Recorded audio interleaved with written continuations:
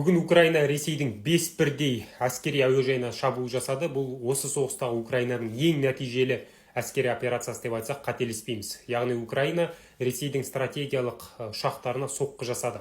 Аталмыш операцияны Украина тарапы паутина, яғни тор деп атады. Бұл операцияның жүру барысына байланысты қазіргі уақытта батыстық ақпарат құралдары және Украинаның арнайы қызметі өзінің ақпараттарын жариялауда. Осы деректерге назар аударатын болсақ, Украина бұл операцияны 1,5 жыл уақыт бойы дайындаған, яғни операцияға қажетті FPV дрондарды алдымен Ресейдің аумағына кіргізген, кейіннен бұл дрондарды ұшыруға мүмкіндік беретін контейнерлерді дайындап, бұл контейнерлердің ішіне басқару жүйелерін, дрондарды ұшыру құрылғыларын орналастырылған, және қажетті күні аталған контейнерлер фуралар негізінде стратегиялық әуежайлардың маңына жақындатылып, бұл фуралардан FPV дрондар ұшып шығып, Ресейдің стратегиялық шабуылдаушы ұшақтарына соққы жасаған. Міне осындай күрделі операцияны Украина 1 жылдан астам уақыт бойы ойластырылған деген дерек бар. Сондықтан бұл өте күрделі операция деп айтсақ болады. Дегенмен әлеуметтік желіде жарияланып жатқан фото-видеоларға назар аударатын болсақ, бұл операция өте бір нәтижелі соққылармен ұласқанын көре аламыз. Аталған операцияның нәтижелілігі соншалық тіпті Мәскеу крейсерін батырғаннан да өте үлкен Ресейге шығын әкелді деп айтсақ болады. Бірінші, имидждік тұрғыдан, екінші әскери тұрғыдан. Неге әскери тұрғыдан? Себебі Ресей үшін маңызды стратегиялық ұшақтарды соққыға алу бұл Ресейдің ядролық триадасына соққы жасаумен бірдей, яғни Ресейдің ядролық триадасының негізі ол осы стратегиялық бомбалаушы ұшақтарға басымдық береді. Ал Украина осы бір стратегиялық ұшақтарды арзан бірнеше мың доллар тұратын FPV дрондармен соққы жасау арқылы бір шамасын істен шығарды. Қазіргі уақытта енді бұл әскери операцияны өте үлкен негізде сипаттап жатқан ресейлік әскери сарапшылар да жеткілікті. Олар бұл күнді Ресей авиациясының қаралы күні деп атап жатыр. Кейбіреуі дәл осы күнді Троя жаңағы стратегиясымен де байланыстырып жатқандары бар. Ал кейбірі тіпті Ресейдің Перл Харбор деп атап жатыр екен.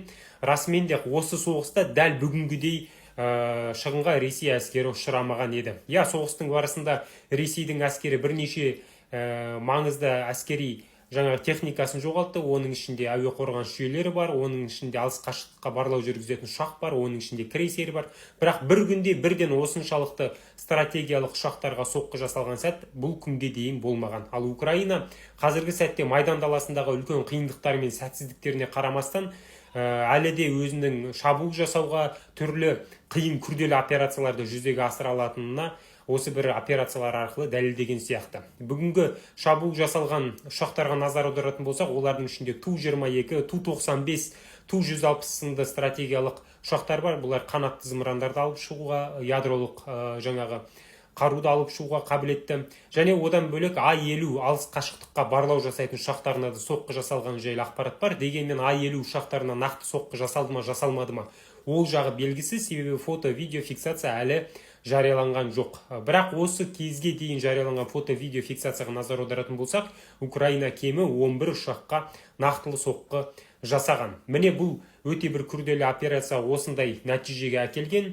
Ресейлік әскери сарапшылардың ең үлкен өкініші бұл аталған стратегиялық ұшақтарды қалпына келтіру мүмкіндігінің қиындығында. Себебі Ресей әскері, Ресей билігі қазіргі уақытта үлкен санкцияның астында, сондықтан ұшақтарды жасау үшін батыспен сөзсіз байланыс қажет, яғни ұшақтарға қажетті өте бір әскери приборларды, құрылғыларды батыстан алу керек, ал Ресей ол жаңағы санкцияда жатқандықтан ондай құрылғыларды кіргізе алмайды. Бұл бір, екіншіден экономикалық қиындықтар бар, және үшіншіден әскери өндірістердің бар екеніне қарамастан әскери сарапшылардың әскери өндіріс кешенінің базаларының басым көпшілігі КСРО кезеңінде болды, ал 90-шы жылдардағы тоқырауда ол базалардың көпшілігі жойылып кетті. Яғни стратегиялық шабуылдаушы ұшақтарды жасайтын әскери базалар Ресейде жоқтың қасы деп айтсақ болады. Сондықтан бұл Ресей үшін өте бір үлкен шығынға ұласты. Қысқаша айтқанда осы. Так, ассалаумағалейкум. Мынау Жанарқа, Қарағанды облысы. Мынау бізде Жананұр деген жерде үй салып жатыр. Мынау үйлерді салып жатыр.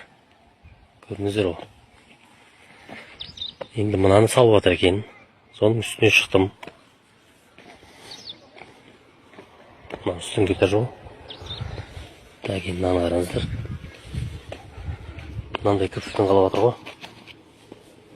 Кірпік бос жатыр мына. Көрдіңіздер ме? Мынау қабырғасы ғой. Қабырға. Мынаны қараңыздар. Мына бос жатыр.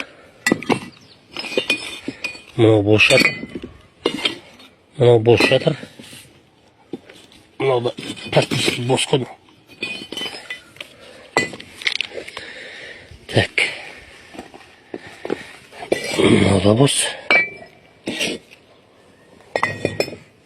Мынау да бос. Мынау да бос. Цементтарыңыз.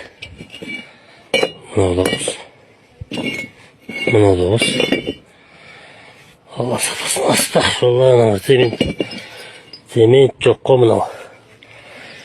Субханалла, не сұмдық, мынаны салып атқан хайуан. Мына жерде қаншама адам тұрады ғой ертеде.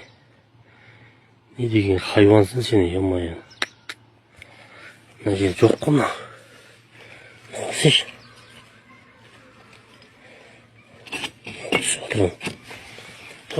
Мына жақын қалағанда мұнда көресіні облицовка. Мынау мына жағын қаламай жатыр примерно ше.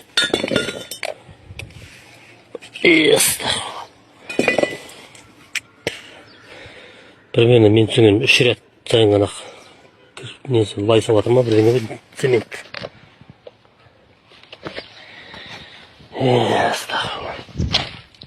Олап көтшіміз не әкейін.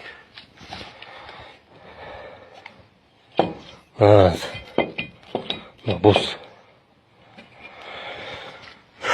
Субханалла.